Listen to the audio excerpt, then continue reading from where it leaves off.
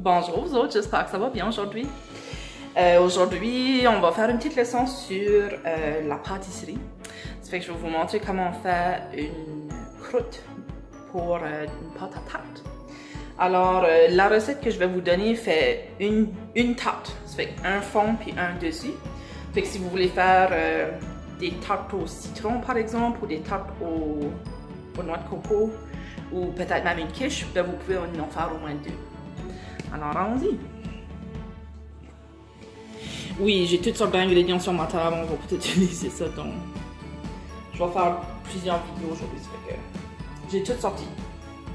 Alors, pour ma pâte à tarte, curieux assez, dans mon livre de recettes, ça met école. C'est la recette que j'ai eue, je pense que moi j'ai fait mon cours de cuisine à l'école. Alors, je mesure 2 tasses de farine.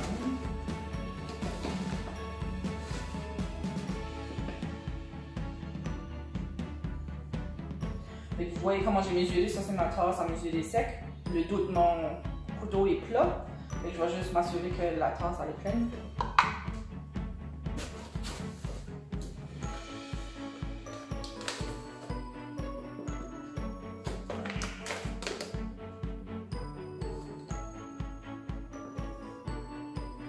Okay, 2 tasses. On va aller mettre une demi-cuillère à thé de poudre à pâte.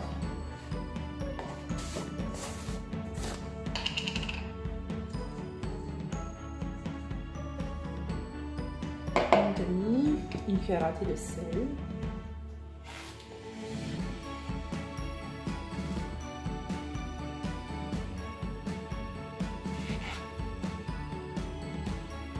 Ça dépend, tout mélanger ça. On mélange nos ingrédients secs en premier. Et la raison pour qu'on mélange nos ingrédients secs, c'est pour être sûr que la poudre à pâte aille partout dans notre recette. Fait que si on mettait nos ingrédients mouillés, puis ça va pas partout. On aura une boule de pâte à tarte, je pense que ça sera cuit. Et ça se peut qu'elle gonfle plus à une place qu'à un autre.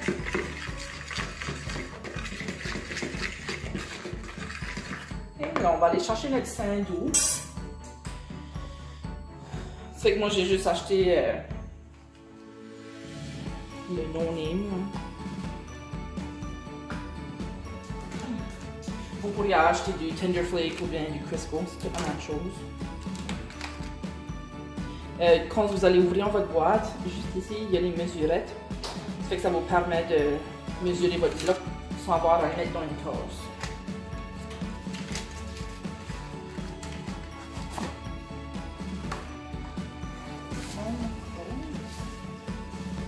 Là, on a besoin de 3 crans.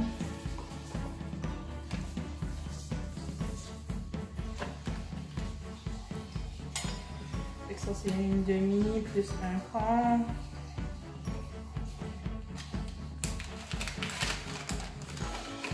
Peut-être enlever le papier, hein.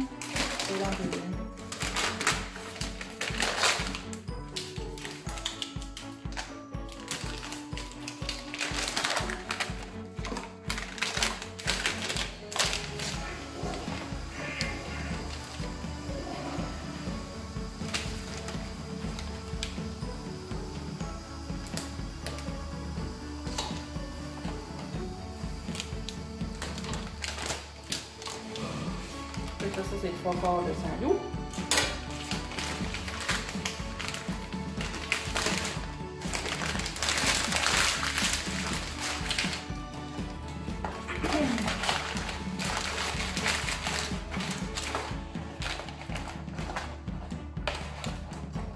Ok, je vais arranger ça comme il faut par rapport. Alors, pour notre croûte à tarte, vous allez utiliser un coupe-pâte ou bien une fourchette pour mélanger le gras avec votre mélange de farine. Moi j'ai une fourchette à surveillance, fait que ça va me permettre de bien mélanger les ingrédients.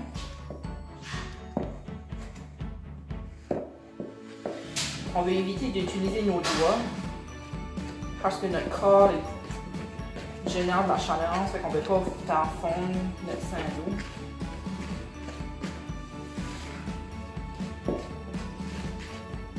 Les joies d'être à la maison qu'on cuisine. Vous voyez nous dans la vidéo.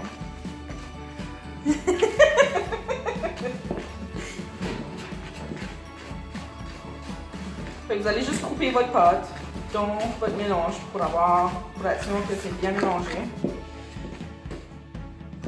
Vous voulez que les boules soient à peu près de la grosseur d'un petit pois. Comme ça, vous savez que c'est bien mélangé. Je sais pas si vous voyez bien, non? Mais ça. On a toutes les petites graines blanches, des petits pois.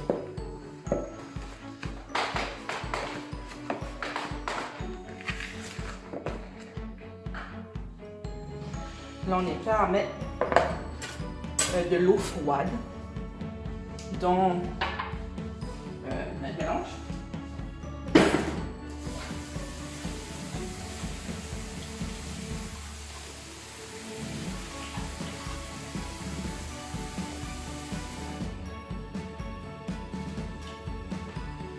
Ma recette d'une demi-tasse et 2 cuillères à soupe d'eau froide.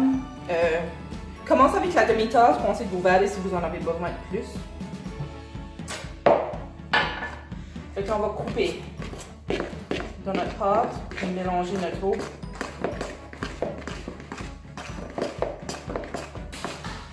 À nos ingrédients.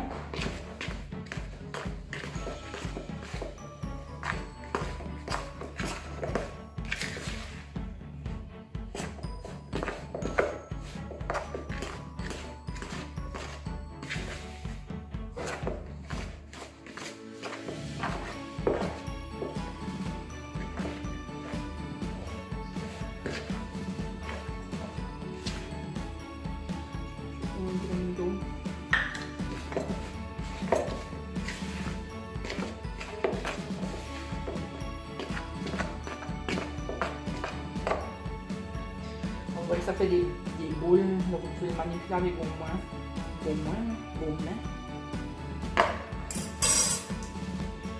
Faire un peu d'espace. Vous allez fariner votre surface. Juste pour ne pas que ça colle. Vous allez mettre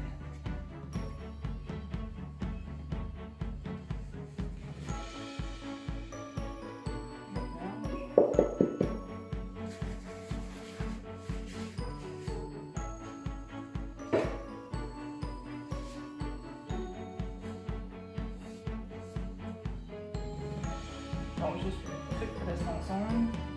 On ne veut pas trop le manipuler comme j'ai dit tout à l'heure. Parce que sinon là on n'aura pas une belle croûte à table.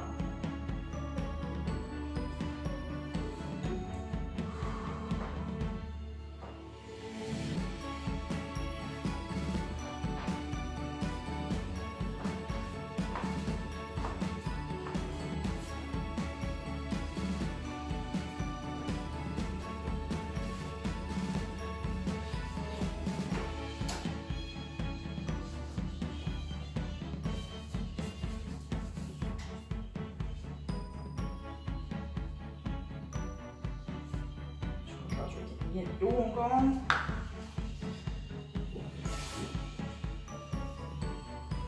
On l'avait pas trop mouillé, hein.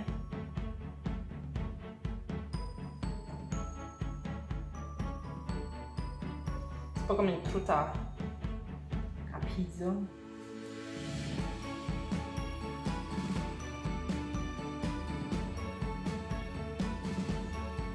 C'est collant.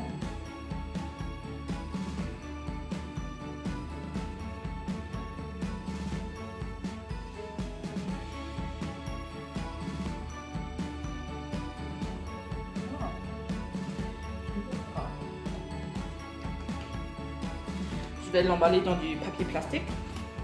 Je vais le laisser au frigo parce que là je l'ai manipulé quand même un peu. Alors ça sera difficile à rouler.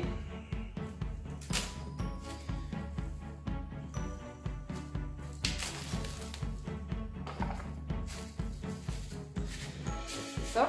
Donc vous allez la mettre dans le frigo. Puis si vous voulez pas faire votre tarte aujourd'hui, mais vous pouvez vous réserver à attendre la semaine prochaine ou demain pour la faire. Laissez-les juste dans le frigo. Puis elle est bonne comme ça pour une bonne semaine, je dirais. Sinon, ben, mettez-la au congélateur, puis vous pouvez l'utiliser à un autre moment donné. Alors, je mets ça dans le frigo.